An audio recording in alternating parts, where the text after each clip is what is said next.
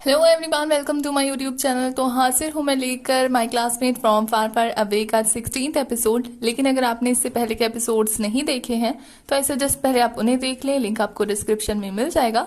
और अगर अभी तक आपने मेरे चैनल को सब्सक्राइब नहीं किया है तो चैनल को सब्सक्राइब कर दो, बेल आइकन प्रेस कर दो याद से, जिससे आने वाली वीडियोस की नोटिफिकेशन आप तक पहुंचती रहे। तो एपिसोड स्टार्ट होता है और हमें सीन दिखाया जाता है कि हमारी गुई जो है वो एरका से मेंटल पावर ले रही होती है, जैसे कि एरका ने कहा था कि वो उसको चार्ज करता रहेगा टाइम टू टाइम। तो गुई से थैंक यू बोलती है, जिसपे वो कह रहा है अरे ये तो मेरा काम था, मतलब मक्खन मारा होता है। उसके बाद गुई ना बहुत ज्यादा कंफ्यूज होकर एरका से पूछती है कि तुम्हारे लिए लव क्या है, जिस पे एरका बताता है उसके लिए लव तो उसके प्लेनेट जाना है जहाँ पे उसकी फैमिली रहती है। वो अपनी फैमिली को बहुत ज्यादा मिस कर रहा है और गुई को भी यही सोचना चाहिए सबसे पहले अपने प्लेनेट जाने के बारे में, जिस पे वो कहता है कि यहाँ के लोग ना बहुत ज्यादा लोनली हैं। मतलब वो लोग टाइम पास करते हैं, अपने टाइम को यूज नहीं कर पाते अच्छे से प्यार व्यार के चक्कर में। जिस पे गुई कहती है ऐसा नहीं है, वो लोग भी फील करते हैं सारी चीजों को। मतलब अब गुई को ऐसा लगता है ना कि अर्थ के लोग अच्छे हैं, क्योंकि जब वो शुरुआत में आई थी तो उसने अर्थ के लोगों को स्टूपिड कहा था। तो एरका मरता क्या ना करता कहता है हाँ हाँ तुम ठीक कह रही हो, मैं तुम जो कहोगी ना मैं वही मान के चलूंगा, मैं और अलग कुछ नहीं मानूंगा। और फिर हमें नेक्स्ट सीन में दिखाया जाता है ये हालन जो है वो गुई की फोटो को देखकर उसे मिस करा होता है। वो गुई को मैसेज करता है कि क्या वो संडे को उसके साथ घूमने चलेगी, जिस पे गुई कहती है कि वो बिजी है। तो ये हालन कहता है वो तब भी उसका वेट करता रहेगा और वो लोग अम्यूजमेंट पार्क जाने वाले होते हैं। वैसे गुई यहाँ ये हेलन को इग्नोर कर रही होती है। उसके बाद नेक्स्ट डे का सीन दिखाया जाता है जहाँ ये हेलन जो है पार्क के बाहर गुई का वेट करने लगता है जल्दी पहुंचकर। और यहाँ हमारी गुई जो है वो तैयार होकर सोच रही होती है कि जाऊं या ना जाऊं, जाऊं या ना जाऊं। बेचारा ये हालन उसका वेट करते करते इतना थक जाता है कि टाइम पास करने के लिए कुछ ना कुछ कर रहा होता है। और यहाँ हमारी गुई को यही सोचते सोचते 3 बज जाते हैं कि उसको जाना चाहिए। और फिर एक सांस लेकर ना वो निकल जाती है जाने के लिए, पर तभी उसको जिंग जिंग का फोन आ जाता है। और जिंग जिंग जो है वो फोन उठाते उससे पूछती है कि क्या तुम फ्री हो, मुझे तुमसे बात करनी है, मेरा दिल टूट गया है। जिसपे गुई कहती है कि मुझे पार्क जाना था, ये हालन वेट कर रहा है। तो वो कहती है उसे थोड़ी देर वेट करने के लिए बोलो, तुम पहले मुझसे बात कर लो थोड़ी देर।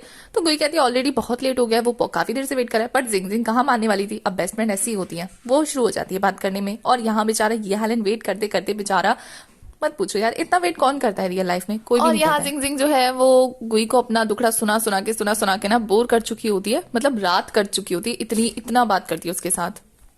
उसके बाद नेक्स्ट सीन में दिखाया जाता है कोई भगी भगी रात के 10 बजे पहुंच जाती है अम्यूजमेंट पार्क और उसे लगता है ना कि ये हालन जा चुका है, वो भी पता नहीं किसका वेट करिए। और रियल लाइफ में ऐसे ही होता है यार।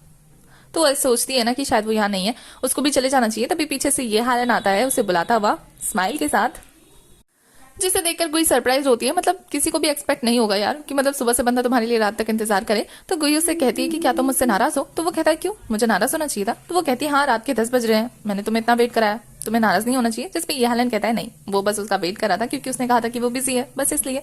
क्या अब वो घूम सकते हैं।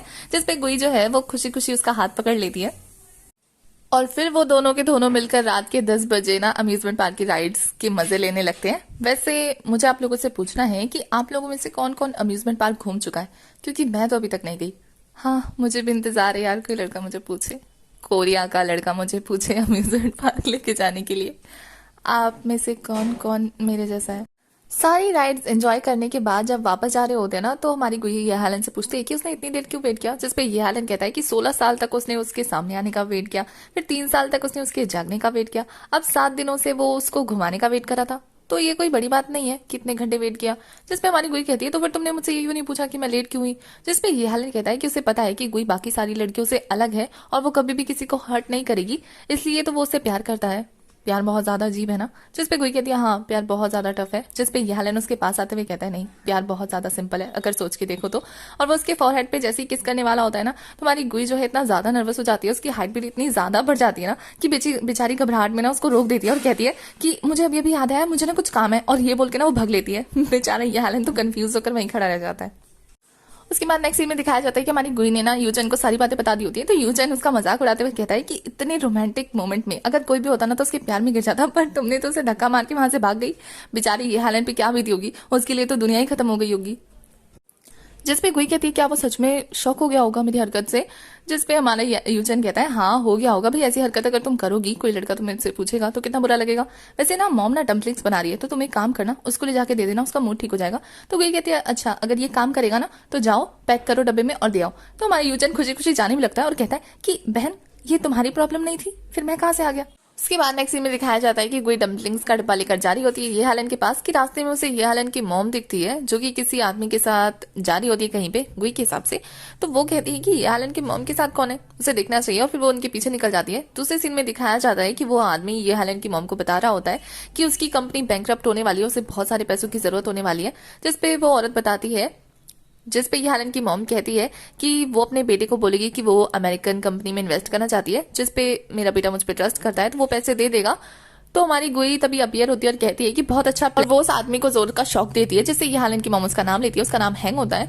तो गुई जो है वो कहती है कि तुमने कुछ सालों पहले ये हालन को छोड़ दिया था और अब तुम उसके पास वापस आई हो पैसों के लिए, क्या तुम सच में उसकी मॉम हो? तो ये हालन की मॉम उसे कहती है कि उसे 5 मिनट दो एक्सप्लेन करने के लिए, जिसपे गुई जो है वो ये हालन को बताने ही वाली होती है, बट वो फिर भी 5 मिनट उसे दे देती है। तो ये हालन की मॉम स्टार्ट करती है कि ये कहानी 20 साल पहले की है, जब वो और हैन यानी कि उनका लवर आपस में बहुत ज्यादा प्यार करते थे, बट वो बहुत ज्यादा गरीब थे। फिर उसकी मॉम की तबीयत खराब हो गई, जिस वजह से ये हालन के डैड आए, उन्होंने पैसों की मदद करी, बट उन्होंने एक शर्त रखी कि ये हालन की मॉम को उनसे शादी करनी पड़ेगी। तो शादी के बाद सब कुछ ठीक रहा, ये हालन भी हुआ और उनकी फैमिली बहुत ज्यादा लवी कपल वाली फैमिली बन गई। बट धीरे धीरे ये हालन के डैड जो है उनका रवैया चेंज हो गया, वो बहुत ज्यादा एग्रेसिव हो गए, मार पिटाई करने लगे, डेली डेली लड़ाई करने लगे, जिससे ये हालन भी डरा डरा रहने लगा। और एक दिन ये हालन की मॉम के पास हैंक का फोन आया कि उसने एक कंपनी खोली है यूएस में जो कि बहुत ज्यादा एस्टेब्लिश्ड हो गई है और वो उसे अपने पास बुला रहे हैं, जिसपे ये हालन की मॉम ने चंचन को छोड़कर यानी कि ये हालन को छोड़कर वहां जाने का फैसला कर लिया। बट वो ये हालन को बहुत ज्यादा मिस करती थी, इसलिए उसकी लाइफ में वापस आई है, जिसपे कोई मानने से इनकार करी होती है क्योंकि वो पैसों के लिए वापस आई थी। बट ये हालन की मॉम कहती है ऐसा नहीं है, वो अपने बेटे से प्यार करती है, बस सिचुएशन ही ऐसी हो गई कि उसे ऐसी जरूरत पड़, जिसमें गुई कहती है कि ये हालन अपनी मॉम से कितना प्यार करता है, जब उसे अपनी मॉम का असली चेहरा पता लगेगा तो कितना बुरा लगेगा ना उसे। तो यालन की मॉम जो है वो गुई को कहती है मुझे पता है कि तुम उससे प्यार करती हो, तुम नहीं चाहती कि वो हर्ट हो, तो प्लीज उसे मत बताना, वरना उसकी नजरों में उसकी माँ की क्या अहमियत रह जाएगी। जिसपे गुई कहती है कि उसे पता है कि यालन की मॉम ना झूठ मूठ का रो रही है और इन आंसुओं की कोई, और फिर ना वो यालन की मॉम को अपना थोड़ा सा पावर दिखाते हुए ना धमका भी देती है कि वो उसकी लाइफ से दूर चली जाए, जिससे वो यालन को कुछ नहीं बताएगी। जिसपे यालन की मॉम का फेस देख के लग रहा होता है कि अब उन्हें गुई की बात को मानना ही पड़ेगा। उसके बाद नेक्स्ट सीन में दिखाया जाता है कि ये हालन जब घर वापस आता है और अपनी मॉम को ढूंढता है तो उसकी मॉम उसे वहां नहीं मिलती, पर उसे टेबल पे रखा हुआ अपनी मॉम का लेटर मिल जाता है, जिसमें उन्होंने लिखा है कि वो यूएस वापस चली गई है, जिसे पढ़कर बेचारा बहुत ज्यादा सैड हो जाता है।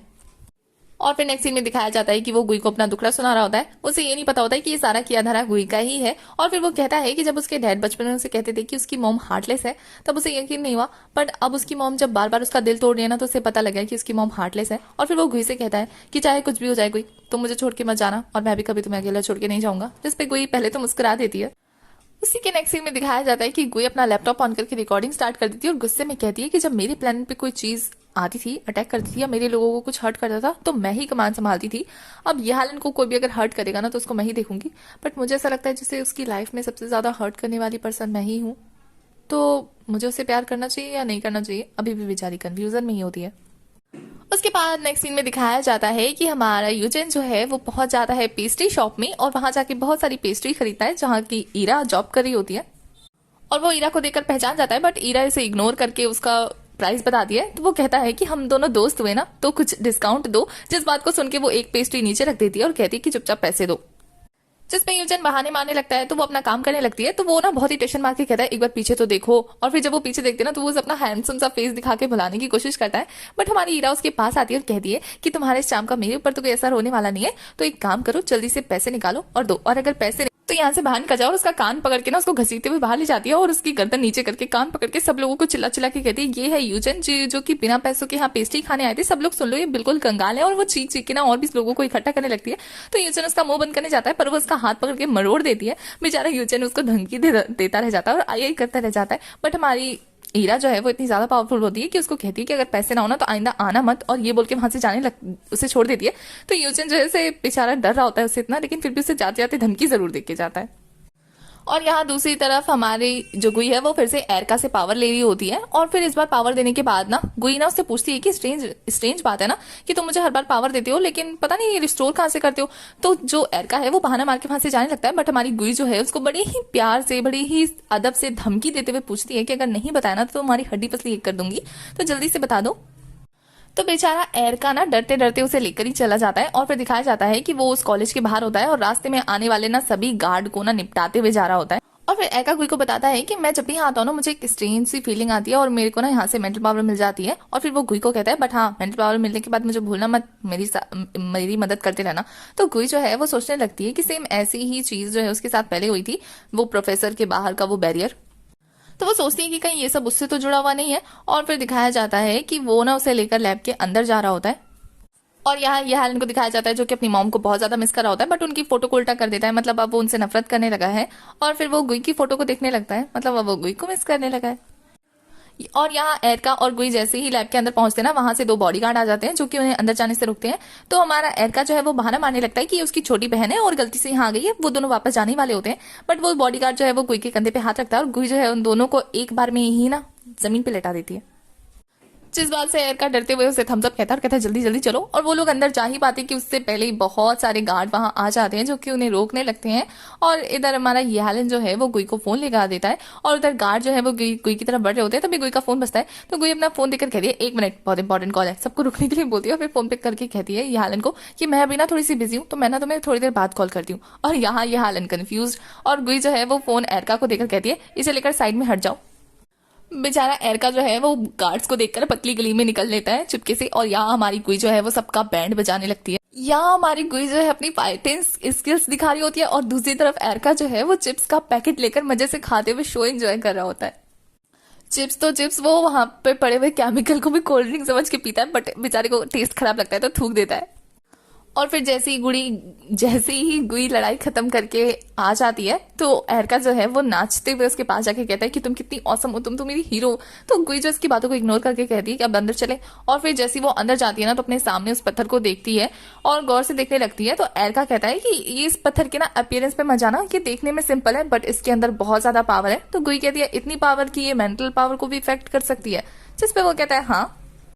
उसके बाद ना एरका गुई से कहता है कि दीदी क्या तुमने कभी इंटरस्टेलर गेटअवे के बारे में सुना है, जिसपे गुई कंफ्यूज होती है क्योंकि उसने नहीं सुना होता है। तो एरका उसे आगे बताने लगता है कि ये ऐसी चीज होती है जो कि बहुत सारे पार्टिकल्स को एक्टिवेट करती है, जिससे कि गैलेक्सी में कहीं भी जाया जा सकता है, एक गेट खोल देती है वो।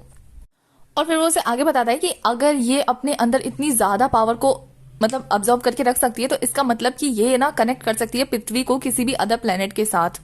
और फिर एरका जो है वो बताता है कि ऐसा ही एक सिचुएशन उसके प्लेनेट पे क्रिएट हुआ था कि उन्होंने इंटरस्टेलर गेट को ओपन कर दिया था और मैं बिना किसी प्रिपरेशन के यहाँ आ गया और मैं यहीं मतलब अब यहीं फंस गया।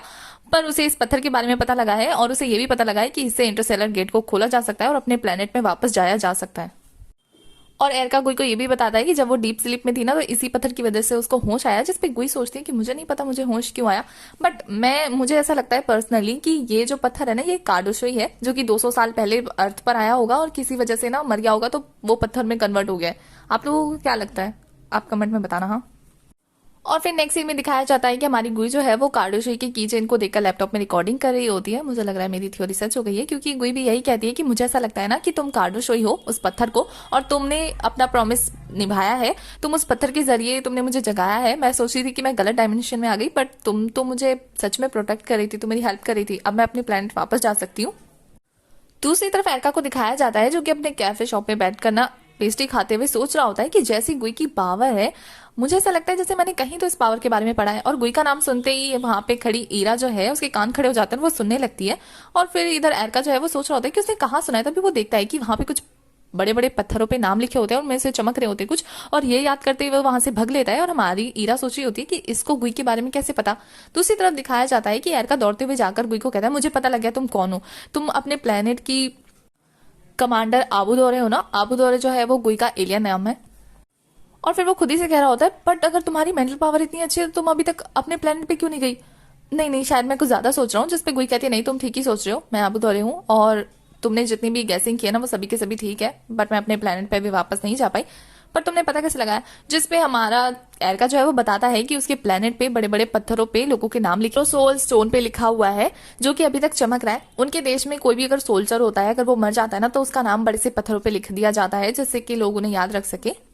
तो वो बताता है कि उसके साथ और भी सोल्जर्स का नाम लिखा गया था, बट वो धीरे धीरे वक्त के साथ वो मरते चले गए और उनका नाम मिटता चला गया। बट एक आबूदोरे है जिसका नाम अभी तक नहीं मिटा है और वो अभी तक चमक रहा है। और अब उसे पता लग गया है एरका को कि वो नाम अभी तक क्यों चमक रहा है, क्योंकि गुई जो है वो जिंदा है इसलिए उसका नाम चमक रहा है प्लेनेट पे।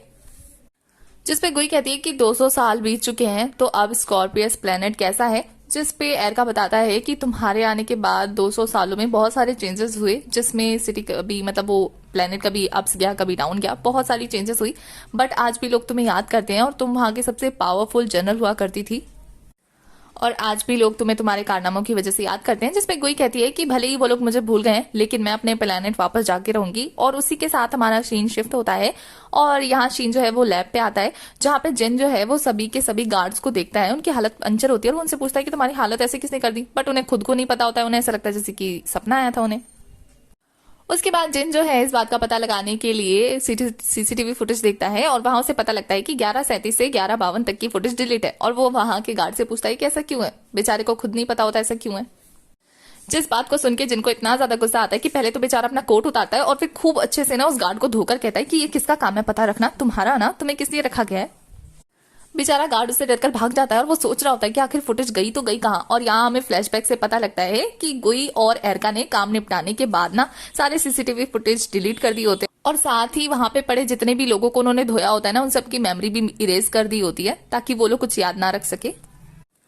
और यहाँ रियल में जिन जो है वो बैठकर खुद ही सीसीटीवी फुटेज की निगरानी करने लगता है और फिर वो नोटिस करता है कि सभी लोग अपना काम कर रहे हैं, बट हमारी जो फैनगाई है वो पास को डालकर उस पत्थर के पास जाकर उसको गौर से देखकर वापस जाने लगती है। तो हमारी जिनको कुछ अजीब सा लगता है तो वो रिवर्स करता है और उसे पता लगता है कि फैनगाई ने ना एक रिपोर्ट बनाई है जो कि उसके हिसाब से उसे थोड़ा सस्पिशियस लगता है। तो वो निकल जाता है फैनगाई के पास और यहाँ फैनगाई जो है अपना काम निपटा के बाहर जाने लगती है। तो अभी उसके पास जिन आता है और उससे पूछता है कि वो कहाँ जा रही है, जिसपे फैनगाई कहती है कि उसके पेट में दर्द हो रहा है तो वो घर जा रही है। तो हमारा जो जिन है वो उससे पूछता है तो फिर वो अपने साथ वो नोट क्यों लेकर जा रही है, जिसपे फैनगाई कहती है कौन सा नोट। तो वो कहता है कि उसने उसे देख लिया है सीसीटीवी के फुटेज से कि वो क्या कर रही थी। जिसपे फैनगाई जो है थोड़ा सा अजीब सा मुंह बनाती है और वो उसे कुछ बोल ही पाती कि उससे पहले हमारा एपिसोड यहीं खत्म हो जाता है।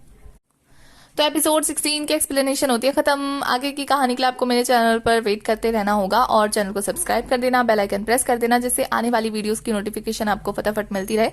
और जो न्यू ड्रामा मैंने स्टार्ट किया था, मैंने आपको बताया ना कि उस पर कॉपीराइट आया था, जिसकी वजह से मैं अब कोई भी न्यू वीडियो डालूंगी तो वो ब्लॉक हो जाएगी क्योंकि उसका फर्स्ट एपिसोड भी ब्लॉक हो गया है। तो थोड़ा सा टाइम दो ताकि मैं उसको कुछ अलग तरीके से अपलोड करने की कोशिश करूँ जिससे वो कॉपीराइट ना